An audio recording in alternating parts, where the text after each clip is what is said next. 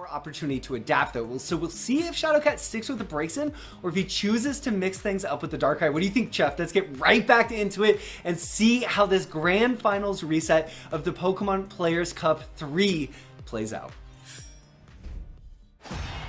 Well, it looks like Braixen is still going to be the pick coming out of Shadowcat here. Clearly, you know, we've talked about this a lot, but these players have played each other so many times, and there has to be some reason why you wouldn't want to use Darkrai in this matchup. I mean, there are some pretty unique, like, counter-zoning options, and Ice Beam does go through a lot of the setups in the field phase, so I could see that as a potential reason not to use Darkrai. However, if the set goes like it did last time, Jukem could really be taking Empoleon to the top. Yeah, and Jukem's use of Defog here too to deal with the sideways is just so good. Timing those perfectly, and I think in general Jukem just has such a solid game plan. That was a really nice sidewalk from Shadowcat to avoid the Aqua Jet. But yeah, the chip in the corner here. And one big thing is, oh, nice jump out. Gonna be able to get a conversion. Not huge. I'm surprised he didn't go for the 5X. Might have been able to get the wall there into a full conversion. But here we go. The return of the different support picks actually from both sides. And a Dragonite. That's an interesting pick. That was a pick that was popular for a little bit with some Braixen players just to be able to get a ton of chip and set up shield break setup. But I don't know if I've personally ever seen it from Shadowcat. Yeah, this is a very uncommon pick from Shadowcat. I second that, Chef. I can't think of a time where I've seen Shadowcat using Dragonite in a competitive match. So very interesting to see how he's going to try to utilize that. And, you know, we did see a lot of matchups. Shadowcat closing that out very effectively at the end there. In our first set, we saw a lot of matchups coming down to timeout situations where Shadowcat was just a little bit behind and Jukem was able to pick those up. So I wonder if that could come into play a little bit. I do think that makes a lot of sense. It's also worth remembering that the life totals matter a lot when it comes to time. So if they do both end up at 1 HP, which is pretty likely considering the amount of chip that both these characters can do, Braixen will be the one who gets the win because it technically has a higher HP percentage. Yes, having the lower HP overall. Okay, so whiffed Aqua Jet there coming in. Shadowcat picks up with the Flame Charge cancels. Really great stuff from Shadowcat there. Here comes the pressure from the Dragonite. So it's just gonna look at all of that chip. That's exactly what we're talking about. So that's a really effective way, I guess. Also, you know, Shadowcat's getting these sort of stray hits on Jukem, and it's a way to guarantee some damage in situations as well. And Shadowcat always loves guaranteed damage in guaranteed setups. Oh yeah, and a lot of guaranteed damage at that. I mean, that's almost a full combo, but here we go. Burst to burst in the corner, and that is enough. Oh man, the damage that can come out of both of these characters, especially once they get to the wall, is ridiculous. But winning the first game of the post-reset set is a huge boon when going into this for Shadowcat. I mean, especially showing that, you know, he's not down and out after losing that first set. I don't want to say convincingly, but definitely was pretty clearly in the favor of Jukem. Yeah, Shadowcat striking back here. I think, like you said, Chef, getting that first win on the board is really important in terms of confidence after a reset. Just knowing that you haven't lost all momentum and sort of stealing some back from Jukem. And we did see the ineffective use of the Dragonite. Wow, Shadowcat letting go of block there and getting hit by the Steel Wing. But now picking up a counterattack. That was nicely placed on that Aqua Jet. Shifting with another double Flame Charge cancel. There's that sidewalk I was talking about, avoiding the Aqua Jet. I think you have to be at a certain range to make that happen, but playing out very effectively. And now Jukem, all momentum here, looking very good. Opts for a dual phase reset, wants to keep Shadowcat in this corner. Oh, that's such a good reset, but Shadowcat making the right call. The first time I think that he's actually gone for level 3 Aqua Jet, just into nothing, into grab. But here we go again, the shield break setup, just one more hit, and that is going to be the shield break. That should scale a decent amount. Oh, but even if it does scale a decent amount, that breaks in corner damage, and then getting the attack buff and the grab. Look at that, all in a row, all from that Dragonite on top of the chip that it was doing. And now Shadowcat taking the life lead. Yep, now Jukem to Snivy, but Shadowcat able to burst in that pressure situation to buy himself some room. 15 seconds on the clock, calling the Dragonite now. This is just pressure, there's no chip to be done. Jukem only 1 HP. So that's going to be another shield break, not enough, because it causes the shift to dual phase, however. So Shadowcat just throwing out these pestering embers, just wants to put one small hit, and there he finds it, gets the KO on Jukem. Wow, yeah, Shadowcat, it feels like he's really taking control of this match, and I mean, so much of this match. I almost wanted to say to talk about this at the end, but I mean, it's continuing to be so, is that it's just a different support every single time that these players have the opportunity to switch supports. And it looks like, weirdly enough, Dragonite is the one that's been working out for Shadowcat. Like, he's feeling really comfortable with it. He's evening up this damage that Empoleon can do so quickly, and he's finding shield break setups, everything about it. However, not going to get a chance to right now at the wall, and look at this. Going for the optimal. No, going for a reset again. Oh, that was weird. He just like got up. Yeah. Wow. And we saw the reset and then a little bit of a drop combo there. That would have been devastating for Shadowcat to have gotten hit there. So really escaping a tricky situation, but Jukem in a strong position here. The one, speaking of resets, Shadowcat could have confirmed that into a combo, but opted instead to grab there, surprising Jukem, getting a little bit of damage, and importantly finding room for a Dragonite call. Okay, here's the Lapras. Let's see what the interaction is. There's a trade, but that trade is all Shadowcat. Oh, yeah, I mean, okay, so it is, but the fact that put Shadowcat down to 1 HP is a pretty big deal, which is why I think Jukem was ready to do it. However, that might be enough. It's hard to make this call. That was not scaled a whole lot. Yeah, the side Y, I think this, like you're saying, Chef, he does have the red health, he does have the guts, but this is likely going to close. No, 4 HP! Oh my goodness, Jukem just holding on and has burst. All right, and that burst is very importantly going to get back a good amount of HP, a whole 60. And here we go, hits the homing, and it's down to 1 read apiece. Jukem going to go back a ton of HP from that too, all the way back up to, look at that, 137 and climbing. That empty jump mix-up coming up from Jukem, and Shadowcat now biting, now finds a hard knockdown in the corner, and look at the chip coming up from Dragonite into the fire spin, dash up, light screen. Shadowcat now, we talked about this, both at 1 HP. If this goes to time, Shadowcat would close it out, but Shadowcat able to find a stray hit and goes up 2-0 over Jukem. Oh, this Dragonite pick. I really don't believe this. I mean, we've seen so many different picks over the years from Shadowcat, and Dragonite has just never been one that I've really seen, but we're going to see not only a support switch here from Jukem, but we're also going to see him go back to the Sceptile. This is tough. We've seen this before. This is always a very close matchup, and now he has to win 3 games straight against this Breaksin with the Dragonite. And you mentioned, Jukem always known for running Snivy Lapras. We've talked about it day in and day out, and tournament in and tournament out, and now we're seeing the switch to Latios, something that Jukem did a little bit in the region finals, but here he is doing it in Grands. We'll see what he can do to avoid these Dragonite setups, and if he can make the comeback happen.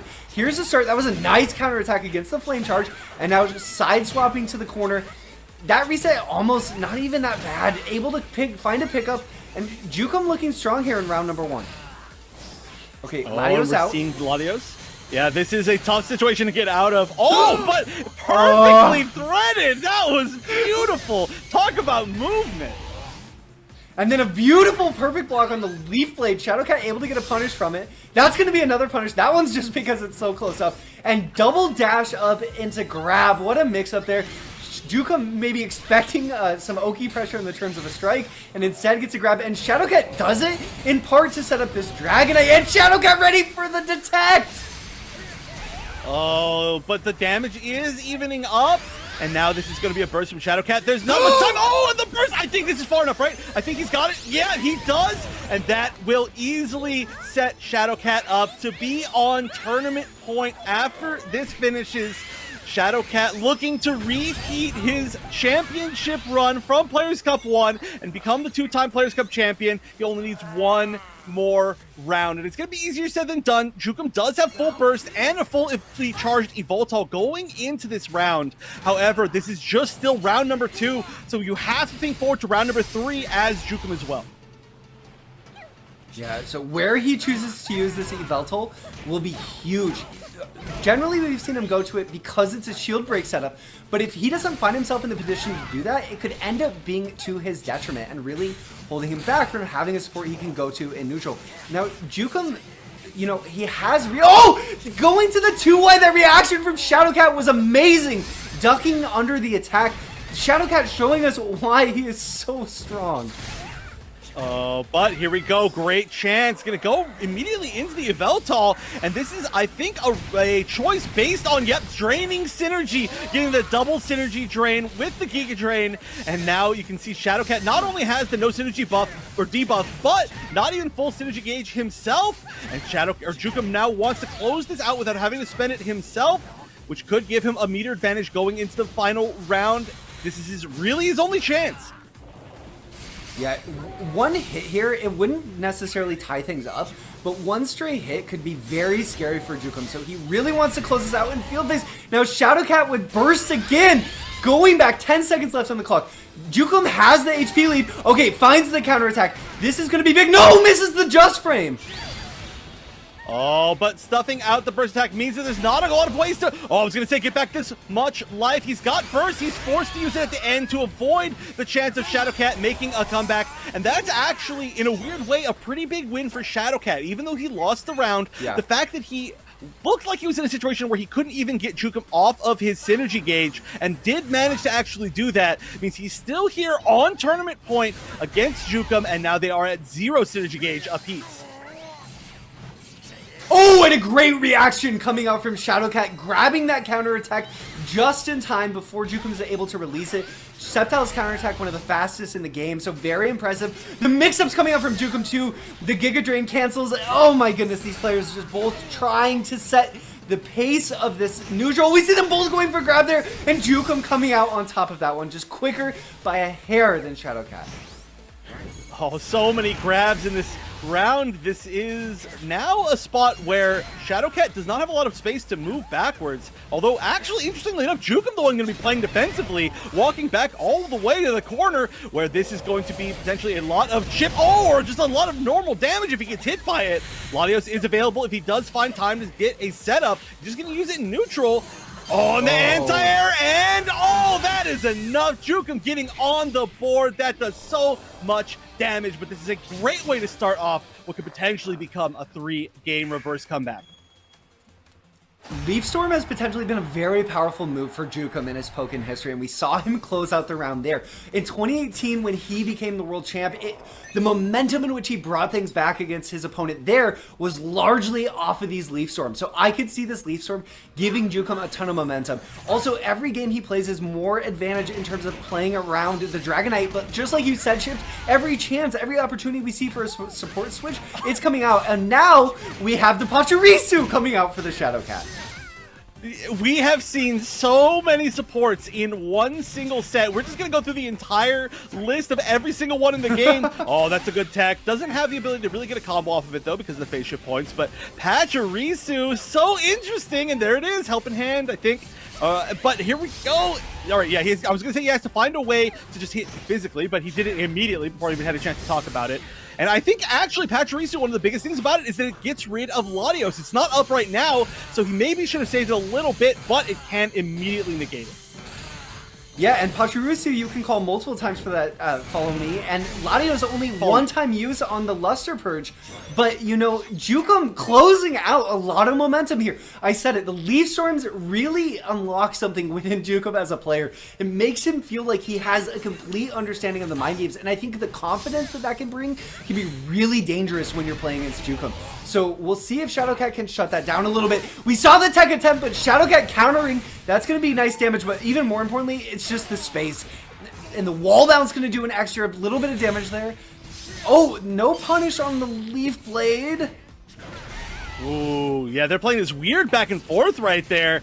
Both of them are taking some pretty big risks, but they're not afraid to brawl at this point. The empty jump over and the grab, and that is going to set up some field phase, potential chip. Of course, we're not going to be getting nearly as much without that Dragonite. Doesn't look like it really needs it, though, with this level of advantage. I think the big thing here is, can one of the other two get the other one to force their burst? I mean, their meter management has been so big in this set. Oh, that's going to be a big hit. He's going to get the full conversion. Oh, no. The biggest thing, too, for Shadowcat is getting the burst out before he gets hit by the Yveltal. So he goes for it now, just in part, so he doesn't... Oh, wow! That was such a strange mix-up situation. Shadowcat calls Pachirisu and then just goes for a grab following the burst. Jukem here just trying to outlast Shadowcat's burst, hanging in the air, avoid some of the chip. Now wants to just be over a burst attack if it comes for a chip attempt.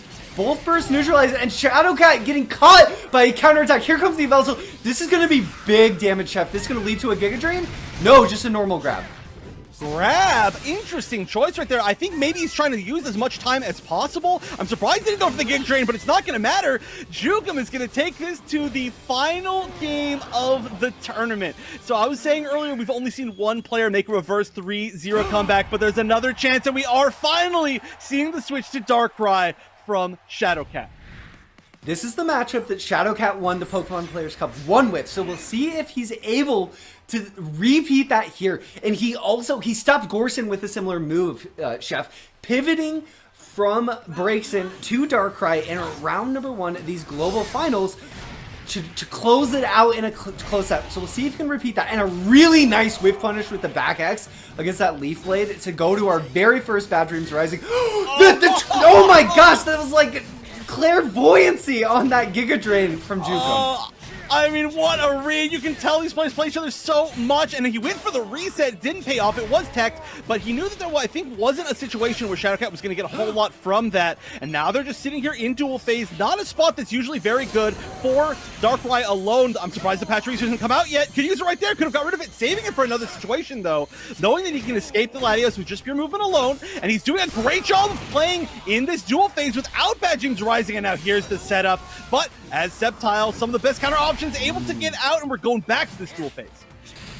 Yeah, good patience from Jukem. Nice jump out from Shadowcat, but Jukem ready for the air teleport to the ground and finds a throw. Jukem's knowledge of Shadowcat's inclinations and offensive behavior are so good. He's just exploiting them right off the bat, even though we just had to switch to the Darkrai. Oh, and the burst activation. We're getting down to about the final 20 seconds. This still isn't Bad Dreams Rising, but this normal grab is still going to do a lot of damage, sending Jukem down to about 30 HP. And he's got to find something here. He's got to find some damage. It's going to be so hard, and it doesn't look like he's going to be able to. Shadowcat going back up to match point, but did have to spend his burst. Jukem going into this next round with full burst off the bat. And I don't know what could happen here. I'm so glad this is going down to the wire against these players. Yeah, Jukem finding a nice conversion in that first field phase. Going to duel from that first field phase, not in Bad Dreams Rising, is huge for him. Nice side swap coming out from Shadowcat. Again, Shadowcat maximizing advantage in every situation he possibly can. But Jukem striking back and finding a Toxic, that really long-lasting, meaty Toxic, getting the hit. Oh, and the conversion from it, that was beautiful. And now, what's going to happen here at the corner? Actually, just going to land the hit. Looks like Shadowcat committed to something. I wasn't sure what it was, but look at this. This life lead has really gotten away. And of course, what other way can we end this beautiful rivalry? The rematch from Players Cup 1 Grand Finals, but going to a post-reset final round. Both players looking very strong here. Shadowcat now with Magikarp. Speaking of new supports, we're just continuing the pattern. This is going to allow Shadowcat another hit when he gets picked up by Jukem, just in a stray hit. It'll reset once that's up. Jukem with full resources here, and both players going to slow things down and play a really patient field phase, waiting to find their opening. 20 seconds already gone in this final round of the tournament. Oh, but they're playing this field phase so beautifully. They know how to get around each other's options so well, and they both go for the aggressive read at the same time. However, it's going to be the Leaf Blade that gets the advantage here. Oh, the pickup out of the air. He is going to get a nice little pickup. Get Oki in the corner. Yeah, he had to burst right there. He did not want to get hit by a Giga Drain, lose that ability. But here's another Giga Drain. Manages to get the tech. No full punish off of it. But Jukem is going to be able to waste so much of his burst time. If Elta's still available, Magikarp's still available, Magikarp will come out. Oh, teleports behind the burst. Oh, he's okay. He's okay. Shadowcat approaching now. Does have burst. There's the Magikarp coming out, saving Shadowcat from a potential Dragon Breath follow-up. Just 25 seconds left. The Dark Pulse is coming out. Shadowcat in a bad spot here. He wanted to be in Bad Dreams Rising for this situation. Jukem looking very strong. Has the advantage. Shadowcat has to find an opening, and he does find it. Here's the trip to Bad Dreams Rising, but only 10 seconds left, and Jukem has the HP lead. Oh no, he lands the jump wide. He only gets one little hit here. But okay, he hits the Veltal, He's gonna get the chip. Oh, it pushes him out of the range. There's only 5 seconds left, but he gets the hit. 3 seconds, 2 seconds. He needs to find something. Goes for the nightmare, and he's not gonna catch it. Jukem making the reverse sweep post-reset Grand Finals, winning the run back from the first Players Cup and becoming our Players Cup 3 Pokkén Tournament DX champion. What a